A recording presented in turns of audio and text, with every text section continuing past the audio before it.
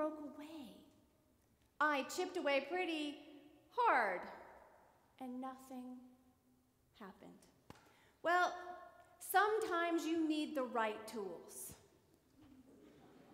right? And thank goodness a few of you said, Melissa, why are you using a wood chipper to work on stone?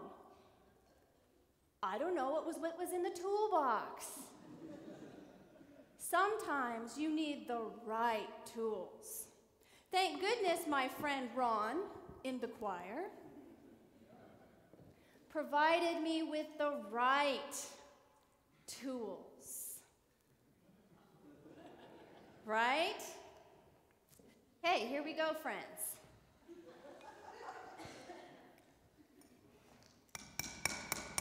It even sounds better, right? Look at, and some of this is coming off and going all over the place. Trustees, forgive me. We're chipping. I really want to work on this big part right here. So if we chip, chip, chip, chip, and...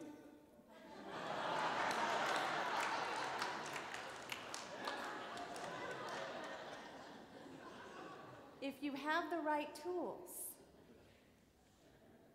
you're able to work on your rock. Now, friends, look with me. The rock is still there, but a piece is free. I can lay it on the altar and be done with that piece. Because a friend in my worshiping community helped me to see the right tools. Thank you, Ron. I can't wait till next week. But some of the proper tools in terms of working on forgiveness. If you've been reading along in Adam Hamilton's book, he gives us an acronym, RAP. No, I'm not going to rap as much as Living Rain would like me to rap. We look at RAP because it stands for something. So we'll put it up. RAP. Remember, assume, and pray. Remember. When we're confronting, and maybe not so much our big stones, but maybe some of our little stones, our medium-sized stones, we might use RAP as a tool to help us. So we remember our own shortcomings. So if somebody cuts us off, no, that doesn't happen to you guys, but it happens to me occasionally. Somebody cuts you off, and your blood pressure begins to rise, and you might want to gesture to that person. Oh, God. You want to gesture, hello, I'm here. You remember that there might have been a time when you cut someone off. Accidentally, or by purpose on the 405. You remember that you too might have done the same thing. And you can lay that down because we are all human. And then we assume. Now, I know we've been told never to assume, but in this case, you can assume. You assume the best of the person. You know, sometimes when somebody does something to you, you might have those little voices in your head that go off, and you start a litany of things about that other individual. We start to talk about their personality, or the way they are in the world, or this or that about the person. But what if we assume the best about that person? What if we assume that, you know, generally they're a decent human being, but maybe they're facing something really hard today. Maybe they're tired. Maybe they're working on their backpack and they are pulling out tons of rocks and they're just really preoccupied. So we assume the best of the other individual. I like the story that Adam Hamilton tells in his book about the airline stewardess or the flight attendant, where she is being grumpy with those people on the plane, and he begins to think, well, she needs to work on her people skills. But then he starts to imagine what she has been through and what she is working at. Put yourself in the place of a flight attendant. No, I'm serious. Do it. Think about it. Is every person you attend to going to be wonderful? Is everybody going to be gracious? Is everybody going to thank you for the way in which you go out of your way to serve them? We can kind of imagine what kind of day she was having. And so we assume the best, that she's a decent human being, but she's got other stuff going on.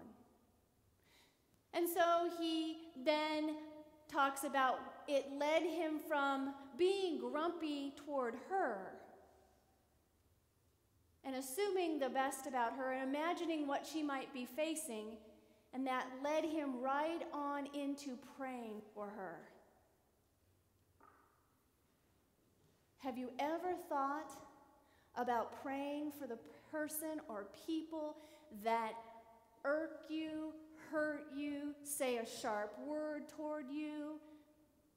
Have you ever thought of that? No? Let's think about that. Let's think about what it would be like to take those people who have put rocks in our backpack and we begin to pray for them. Now, some people might say, you know what, my prayer time is about me and God, and I don't want to bring that person into my prayer time. Right? You want that time to be peace and solace, and you want it to be about you and God.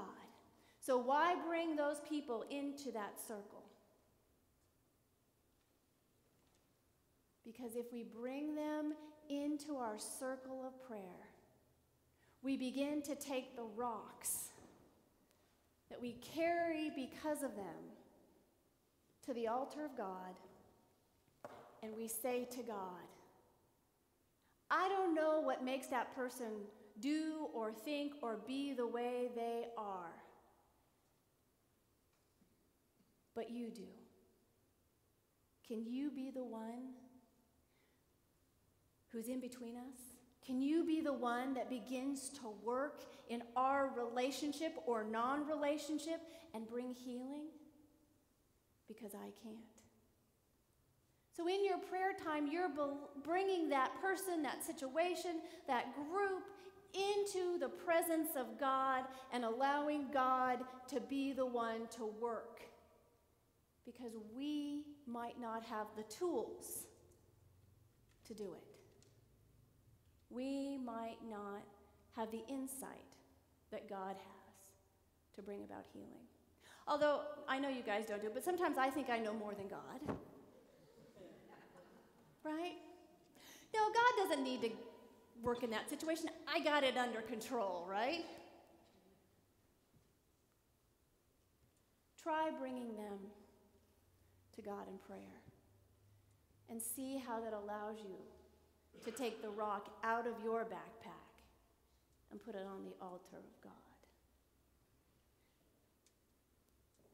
Remember, assume, and pray. Wrap. Now, in our small groups, some people would say, you know what, that's good for the small to medium-sized rocks. I'm not sure that would work on the big rocks. I'm not sure that that will help me chip away at that big rock. So what will help us? What are the right tools for that big rock? What are the ways in which we can begin to find healing with those big rocks? We go back to what I was doing before, chipping away. knocking off pieces little by little with the tools. Either it's rap, or it's finding a close friend that you can start to talk about this rock with. And they can then begin to help you chip away at the pieces. Because even when it's the fine dust that comes off, it's getting rid of this rock. Sometimes the rocks are so big that you have to seek a support group, another community who surrounds you to help you deal with it. Sometimes the rock is so big that you need to enter into therapy to help deal with this rock. But the fact that you are looking for the tools and beginning to address this means that you're working to get rid of it so it will no longer be in your backpack, be in your life, and weigh you down. Again, forgiveness is a process. It's not going to happen overnight. But when you chip away in faith and with the peace of God and the right tools, you step toward the healing of your life. You step toward the forgiveness that God is giving you, that you might share with one another. Because if we remember what our Corinthians passage said, we are ambassadors of reconciliation. And when we work on reconciliation in our own life, we make God visible to those around us. Some days, this is what forgiveness looks like. Help me, Lord. Help me, Lord. Help me, Lord. And we have the peace of God for those kinds of days. Amen.